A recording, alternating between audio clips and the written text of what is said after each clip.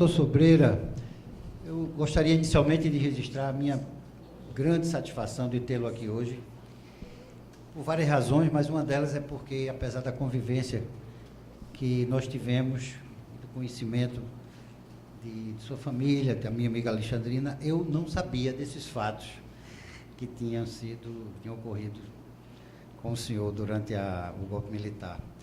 E também é uma alegria revê-lo depois de tantos anos. Aqui presente hoje está toda a Comissão da Verdade, todos os 9 membros estão aqui presentes.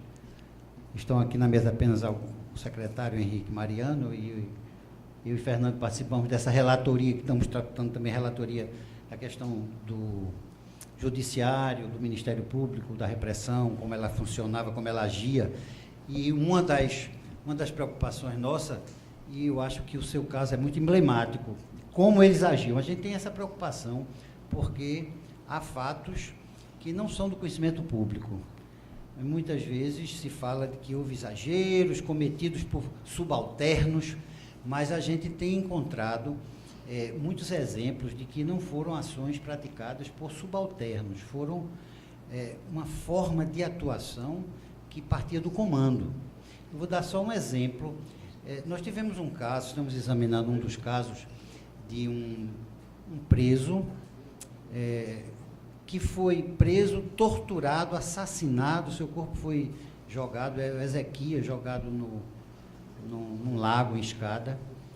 Pois bem, e simultaneamente a auditoria, dado como foragido e resgatado pelos seus companheiros de militância. E simultaneamente a auditoria militar da 7ª Região expede um mandado de prisão para cobertar o homicídio, como se ele tivesse foragido. De forma que, veja, o auditor militar e a auditoria, já um outro órgão militar, dando cobertura a um assassinato cometido por outra instância de repressão. Esse caso que o senhor narrou é outra forma, como eles agiram, de retirar e prender um juiz para proteger um assassino numa defesa de um proprietário envolvido num crime. Quer dizer, é uma coisa muito grave. Eu queria saber, agora, alguns pequenos detalhes, mas, por exemplo, o senhor era o juiz da comarca ou estava respondendo pela comarca? Já era juiz da comarca. Já tinha assumido no princípio de janeiro. A comarca de Itambé, quer dizer, lá havia Itambé. comarca, né? Porque eu pensei que o senhor tivesse em Não, vertentes vertentes foi posterior. Então, já era titular da comarca. Então, veja que é um fato muito grave. O juiz afastado e depois indica um outro juiz. E a irremovibilidade, a famosa irremovibilidade da magistratura? Ficou por conta do quartel-general do quarto exército. Porque é realmente um caso assim, bastante emblemático desse, de afastar um juiz de uma comarca que seria irremovível, né? E designar um outro posterior que arquiva o processo. Realmente. Nós tivemos também alguns exemplos, embora nesse caso a punição se deu também contra o Ministério Público, né, o promotor, pela atuação, mas o Henrique aqui foi o relator do caso do padre Henrique, que aconteceu também o seguinte: a conivência de alguns membros do Ministério Público, no caso da apuração do padre, uma coisa vergonhosa, de ele se articular com o Sistema Nacional de Informações para prolatar a sua investigação em comum acordo com os órgãos de informação, deturpando o resultado das investigações. Também temos isso. Então, uma das preocupações desse grupo é nós sabermos um pouco, outros exemplos. O senhor falou um exemplo que aconteceu consigo, né? Um exemplo próprio. Mas se lembrasse também de outros fatos que nós ouvimos falar, eu ouvia falar alguns casos do desembargador Agamenon Duarte, que também precisou, inclusive, isso é um pouco folclórico, mas, quer dizer, folclórico assim, conhecido, mas eu não sei da veracidade, de que ele precisou sacar de armas durante uma sessão do tribunal, porque estava sendo ameaçado, precisou sacar de arma, botar a arma em cima da mesa, doutor Napoleão, de saudosa memória. Mas se o senhor se lembra de alguns outros fatos, assim, também, ou algum emblemático da posição da magistratura, de uma forma ou de outra, de uma forma positiva, digna, ou também, às vezes, de uma forma pouco digna. E se o senhor também se lembra, no caso, o senhor falou de João Roma, que era o secretário de Justiça, falou também do Sobreira, que era o ex-secretário de Arraio de Segurança Pública, mas quem tinha assumido chefe da Casa Militar, quem é que assumiu a Secretaria de Segurança quando o senhor foi preso na época? Se lembra?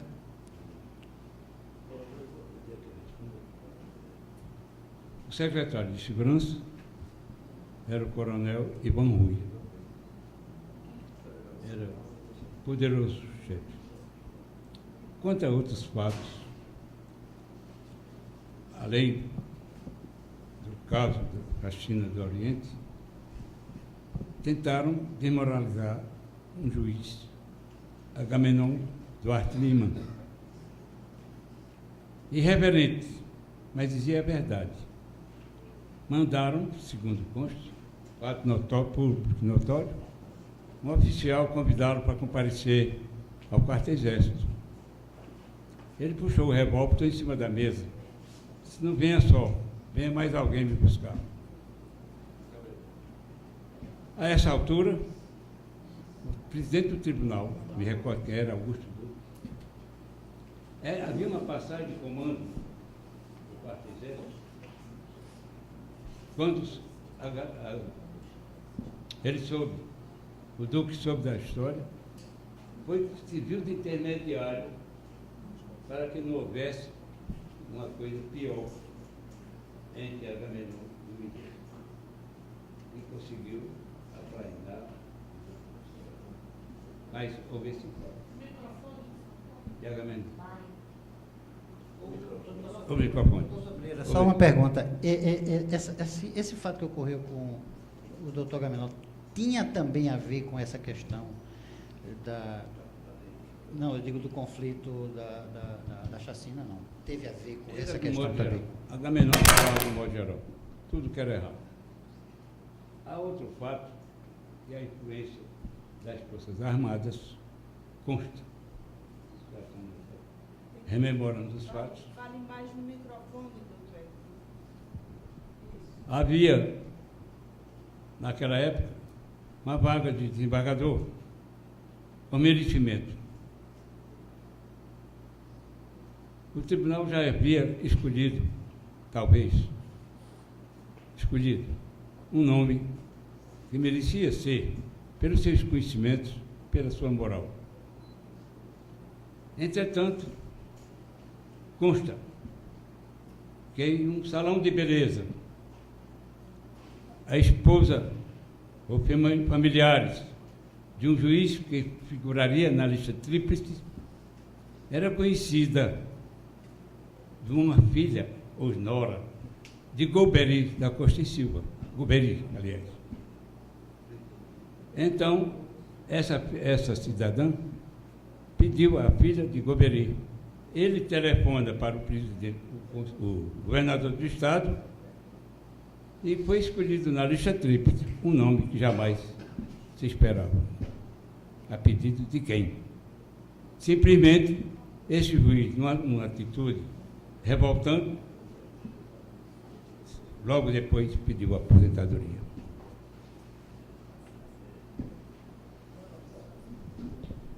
Esse episódio ocorreu numa época em que eu exerci o mandato de deputado federal e eu tive a ocasião de registrar, e deve constar dos anais da Câmara, em discurso, o protesto, a aposentadoria do Dr. Aloysio Xavier, pai depois do depois presidente também da OAB, e a retirada dele, quando já era tida como certa a nomeação dele para desembargador, inclusive por uma decisão já tomada administrativamente pelo tribunal.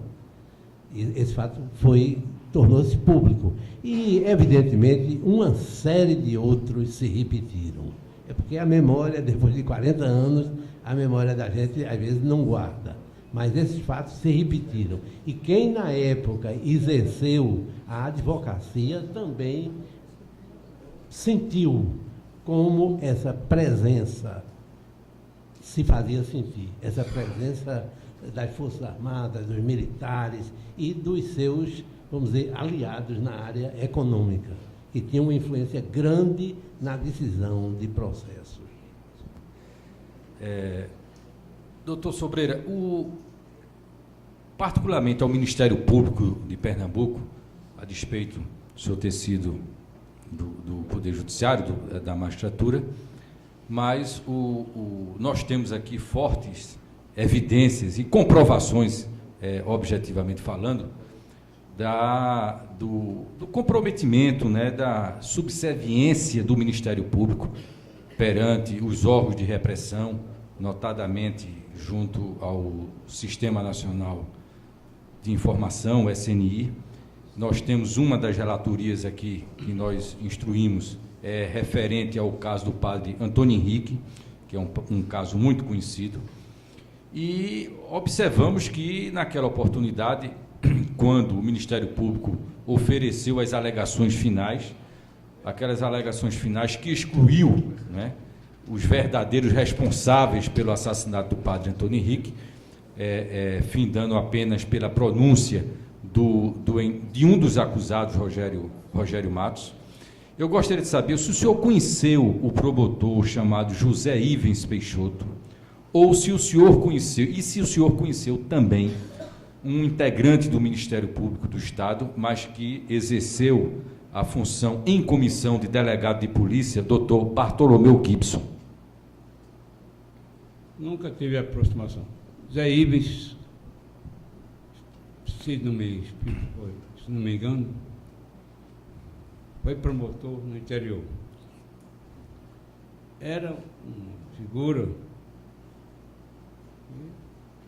pontificada no Ministério Público como amigo do Poder Executivo. O Gibson era público e notório que, no inquérito do padre Henrique, ele foi a figura principal, em que, quando chegou na rural, conduzida por alguém da secretaria que assassinaram o padre, o Gibson negara por completo a fazer a perícia. Ou então o juiz, presidente do inquérito, doutor Aloysio Xavier, o presidente da Comissão Judiciária de Inquérito. Foi mencionado há pouco, Aloysio Xavier resolveu e pedir em seguida a aposentadoria, dada a influência que exerceram Zé Ivens e Gibson perante o crime do padre Henrique. O doutor Sobreira, o senhor acompanhou os trabalhos da Comissão Judiciária de Inquérito que foi instaurada pelo então governador Nilo Coelho, logo após o assassinato do padre Antônio Henrique? Essa comissão, como o senhor bem sabe, foi presidida pelo juiz Aloysio Xavier e, bom, desenvolveu um trabalho que até hoje, em verdade, é questionado.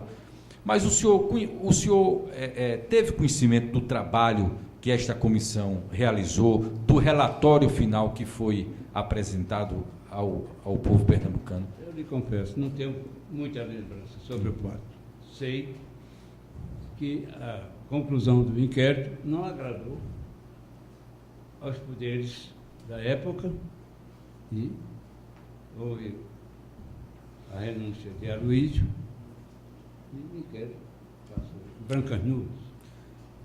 A despeito, pelo que eu entendi, o senhor não tinha maiores conhecimentos com o delegado Bartolomeu Gibson, no entanto, o senhor conhecia, então, desde perto, mas sabe, o senhor é testemunho no sentido de que ele exerceu realmente uma grande influência na época, quando da investigação do assassinato do padre Antônio Henrique. Eu posso afirmar que eles agiram mais como policiais do que como representantes do Ministério Público. Perfeito. Doutor Sobreira, eu espero não ser inconveniente com a pergunta que eu vou fazer. Mas pela sua história de juiz, a gente sabe quanto tempo o senhor levou a ser desembargador, quando já merecia muito antes. E o senhor coloca como um fato aí, o senhor de forma irônica colocou quando alguém lhe disse um bom juiz chegou a ser desembargador, o senhor coloca toda vamos dizer, esse empacamento na sua carreira de magistrado ao fato do Engenho Oriente.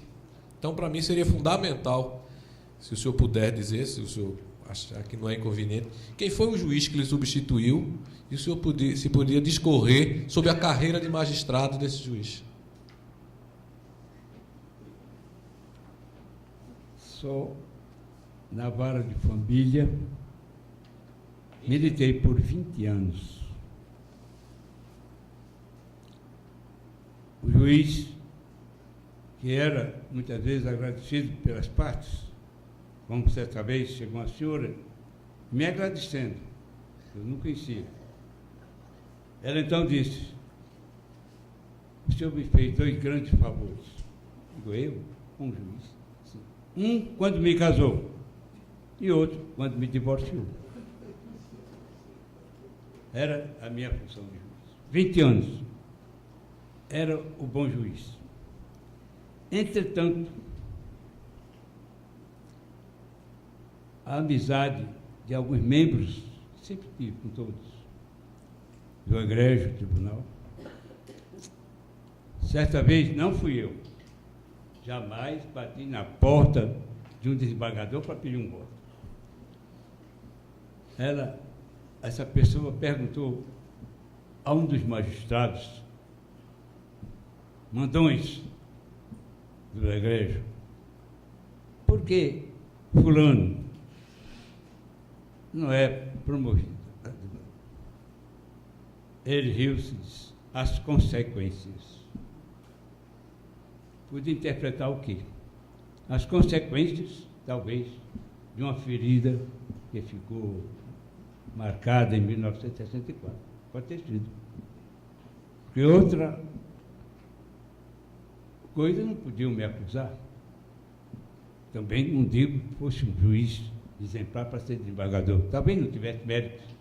Só viram que eu tinha mérito quando faltava 2 anos para me aposentar. Então, o mérito apareceu. Doutor Edgar, deixa eu insistir. O senhor, mais uma vez, retorna à tese de que sua carreira houve consequências na sua carreira por conta do massacre de Oriente. Aí minha pergunta é: quem foi o juiz que lhe substituiu em Itambé e se o senhor poderia discorrer sobre a carreira de magistrado dele? Eu já procurei me lembrar. Sei que não era o meu substituto de Goiânia.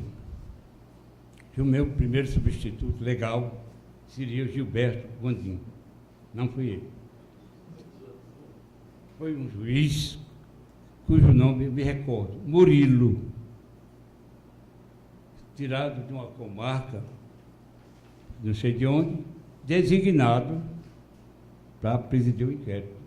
Esse juiz, dentro de 54 dias, julgou todos, absolveu a todos e não soube mais o destino, qual foi a recompensa que ele teve. Continuando a peregrinação do juiz em virtude das atitudes, eu queria saber quanto tempo o senhor demandou para chegar na capital. E como chegou, qual foi o tipo de promoção que teve? 12 anos. Foi promovido por antiguidade ou por merecimento? Da primeira para a segunda, por merecimento. Quando um certo desembargador, talvez por informação, Dejaci Falcão, em vez de me promover para Afogados da Engazeira, que eu era sertanejo, me promoveram para Panelas. Ele disse: queremos você perto de nós. Merecimento. De Panelas, fui removido para Itambé, pelo então governador Miguel Arraes. E, para chegar a Vertentes, fui promovido por antiguidade pelo doutor Nilo Coelho, da capital, em 12 anos de magistrado. Pai, primeira para a segunda foi Exu para Salgueiro. Não, a primeira comarca, Exu, da peregrinação. A minha querida pequenina, como eu chamei Exu. Depois, lá, 1 ano e 7 meses, uma peregrinação. Salgueiro, 5 meses. 5 anos. 5 anos, sabe? Ele está corrigindo porque o senhor falou meses. Até que a correção tenha sido. Corrijo. A memória, às vezes, pode parar. 5 Não, anos. mas porque o tempo passa. Aí o senhor está baseado nas declarações de Oscar Niemeyer. Ele, com 104 anos de idade, disse: a vida passa no piscar de olhos. E é claro que dentro dessa perspectiva foram apenas meses. No piscar de olhos passa. Notadamente pela sua saúde civil ainda hoje, contando essa história para a gente, com toda essa pontualidade. Aí fui para Berteiros, passei 5 anos. De lá foi que eu fui promovido para aqui, por antiguidade. Me recordo que era secretário da Justiça.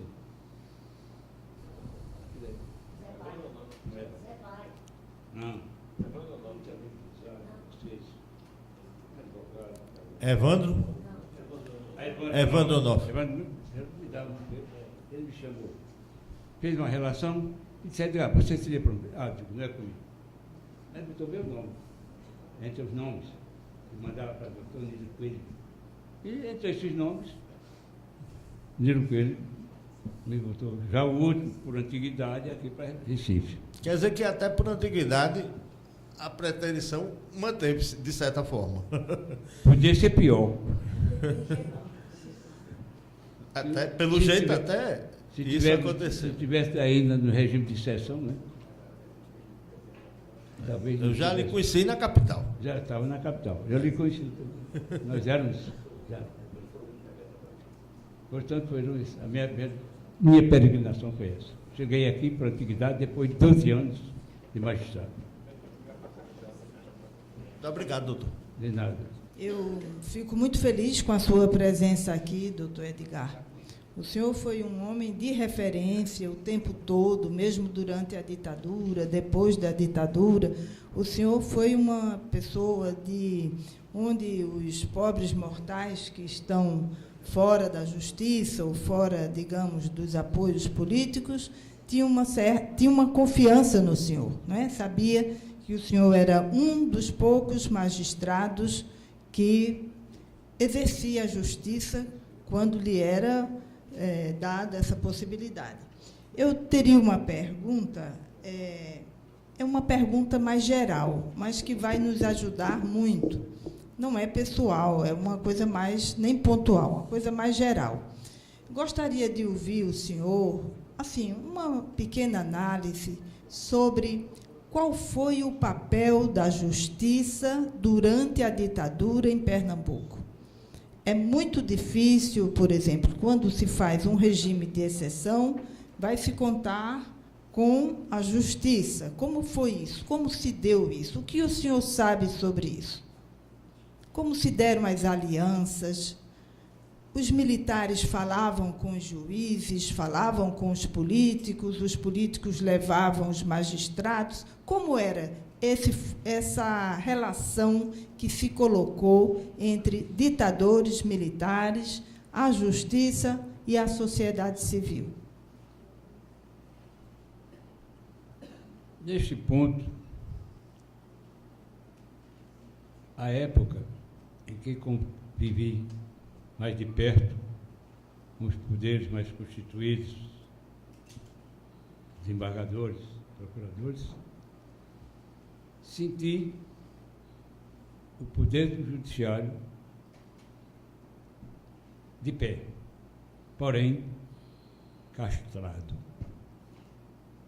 As leis eram cumpridas vindas de onde? De um parlamento comandado pelos gases da vida, pelos Costa e Silvas e Alures. A justiça cumpria as leis. Às vezes, entre essas escolhas, alguns ministros de justiça eram juristas e, às vezes, se entrosavam um pouco com o espírito judiciário. Mas por eles, pelos militares, pelo poder que tem, nenhum juiz, nenhum desembargador talvez tivesse o valor de um soldado do quarto exército. como pessoa humana. Talvez tivesse menos prestígio do que um soldado do 4º Exército em Recife. Portanto, os magistrados cumpriam as leis. Sempre fomos magistrados, não éramos políticos. Cumpríamos a lei. E a lei é emanada dos poderes. Hoje, nós temos os poderes constituídos do parlamento, que temos no parlamento, desculpe, do Sarney e a Lourdes, avalia aquela época. Como eram emanadas, como eram elaboradas essas leis. E os juízes cumpriram.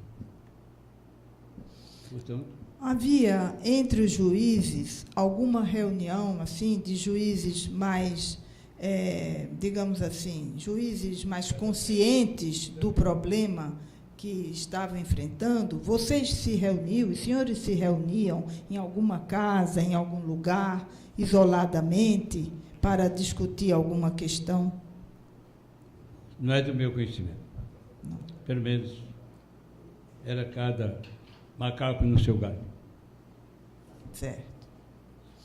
E esta organização, Juízes pela Democracia, o senhor acha que hoje funciona no país e que são pouquíssimos juízes, não é, que fazem parte dela? O senhor acha que ela vem desse período, quer dizer, foi depois da ditadura que alguns juízes resolveram fazer uma sociedade, algo assim, fora do, digamos, do que é o normal, o permitido? Eu acredito que, a não ser algumas decisões do Supremo, onde chegavam os casos mais altos dentro da magistratura, houvesse uma certa divergência jurídica entre os ministros. Uns por formação e outros por inclinações políticas. Era um direito, uma aplicação da lei, que baixava paralela ao poder executivo, que era o poder militar. Não havia uma independência. Enfim, não havia uma independência total do poder judiciário, sob pena de ser alijado da magistratura, por força do golpe de 64. Era quem mandava. A justiça existia porque, consentida, o poder era tão violento, tão forte, que a justiça era consentida. Revoltava o espírito de liberdade que sempre gerou nos bacharéis que chegavam até aos tribunais. Esse sempre existiu. Como houve o caso de Ribeiro da Costa, no célebre habeas corpus de Ribeiro da Costa, onde um dos generais, o presidente da República, mandava uma ordem, ele dava uma ordem e o ministro não cumpria, ele mandava apenas um recado, que mandasse um oficial de justiça buscar as chaves do Supremo, mandasse buscar as chaves do Supremo, mas ele não cumpria.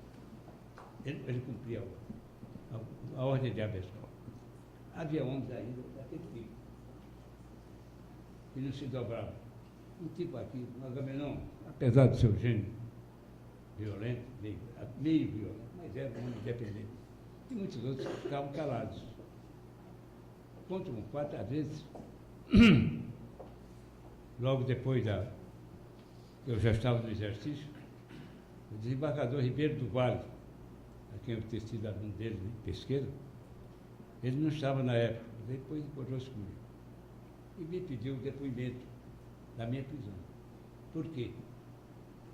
Ele ficou vermelho, balançou a cabeça e disse: coisas de uma revolução, contestando o espírito ditatorial que houve. Mas a justiça era mais serena do que hoje, por força da força militar. Muito obrigada, doutor Edgar. Doutor Augusto Duque. Doutor Augusto Duque, sempre que eu precisei de declarações de boa conduta, atestado de boa conduta, eu procurava o doutor Augusto Duque, conhecia a família, e ele sempre foi muito... Porque naquela época, para várias questões da vida civil, era importante uma declaração, um atestado de boa conduta. E o doutor Augusto Duque, que era um homem muito bom, ele sempre me dava esse atestado. Realmente foi meu professor da Faculdade de Direito e de Direito Constitucional, de forma que é um registro de um homem que eu reputo tenha exercido um papel digno na magistratura de Pernambuco.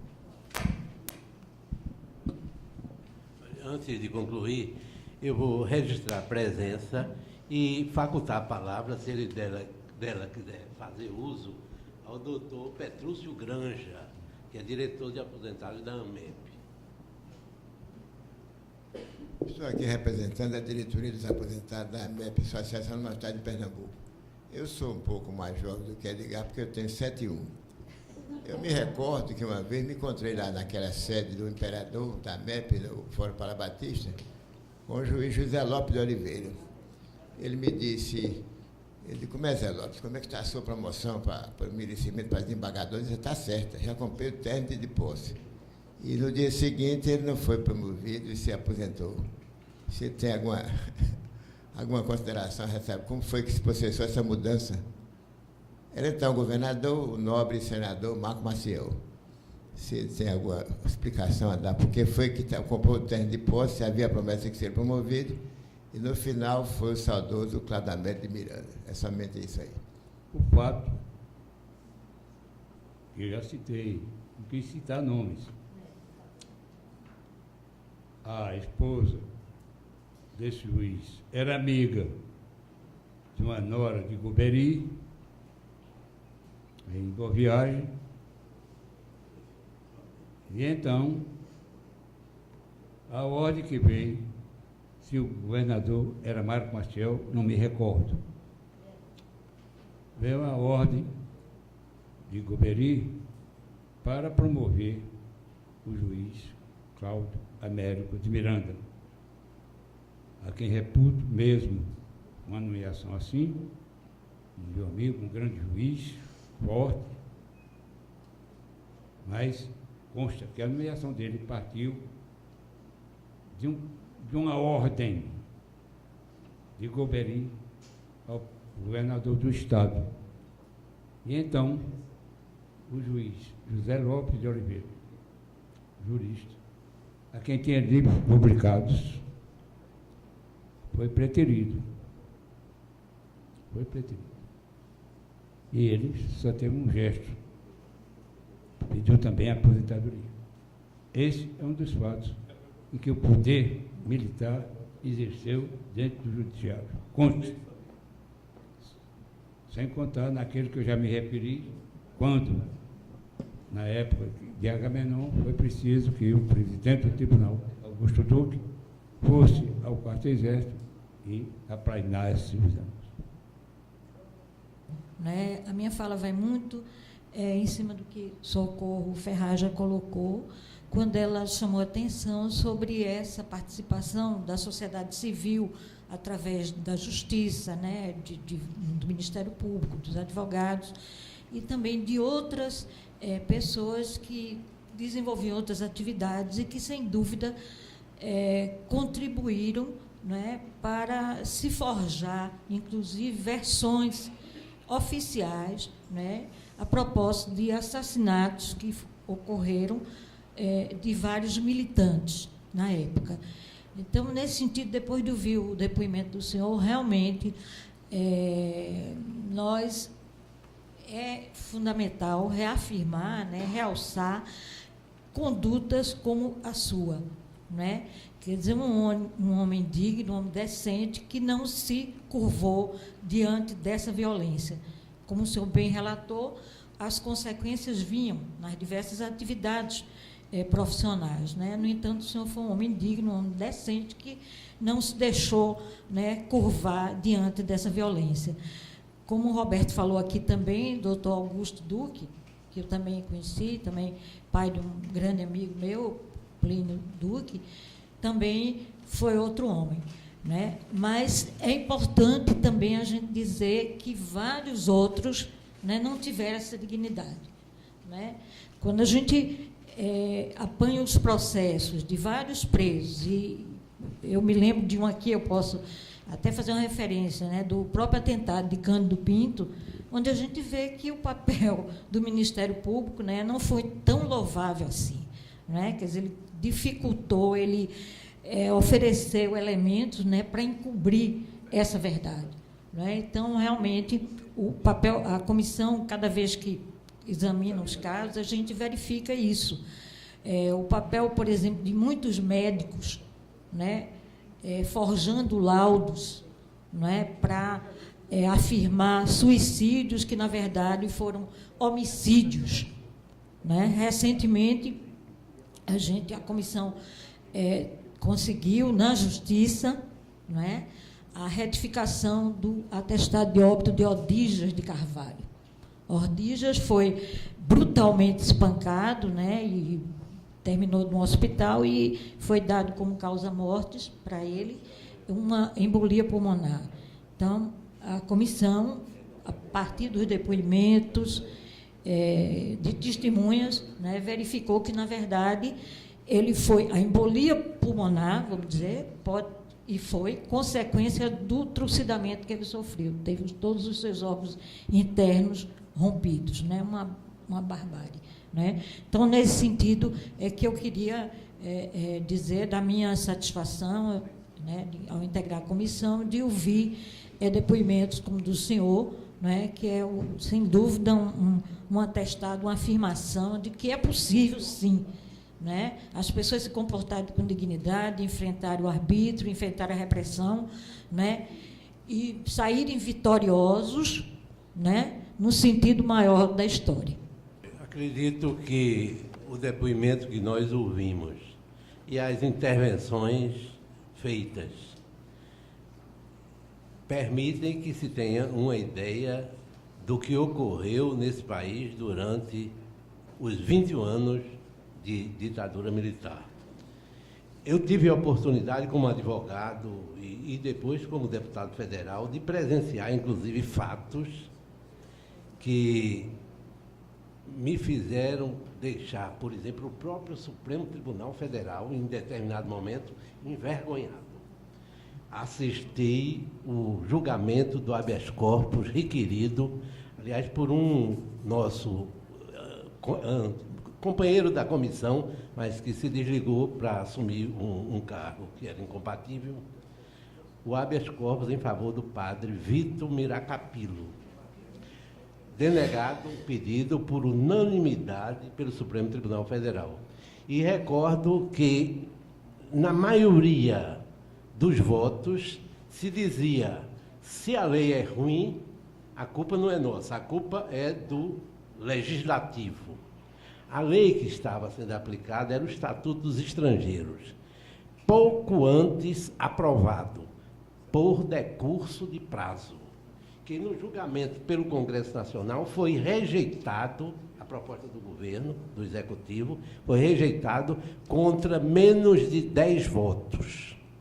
Não obstante, vencido aquele prazo que era previsto num dos atos institucionais em vigor, foi dado o projeto como aprovado, por decurso de prazo. O Supremo sabia, porque o fato era recente, o fato tinha sido muito comentado, sabia que culpa nenhuma cabia, nesse caso, ao Legislativo. A culpa exclusivamente era do Executivo, mas era pouco cômodo, sobretudo a um poder, fazer essa crítica aberta a outro poder. Eu integrei também, nessa época, a Ordem dos Advogados, que ainda recentemente teve como presidente Henrique, E antes de mim, tinha tido como presidente o pai de Henrique, Hélio Mariano, meu colega de turma também de faculdade. E na ordem nós tivemos a oportunidade de manifestar, até certo ponto, a nossa resistência a esse judiciário também, tal como se comportava. E que decidia não pelos votos, às vezes isolados, de juízes que resistiam, mas pela maioria dócil ao atendimento da vontade do Executivo. Recordo que, em certo momento, era então eu presidente da OAB de Pernambuco e recebi um convite para ir ao tribunal receber uma comenda que havia sido acabado de criar pelo tribunal. É uma encomenda que ainda anualmente é distribuída. Tomei conhecimento do fato quase na hora e fui ao tribunal. A cerimônia foi solene, inclusive com a guarda formada e uniforme de gala, música, etc. E constatei na hora que, enquanto se dava a medalha classe ouro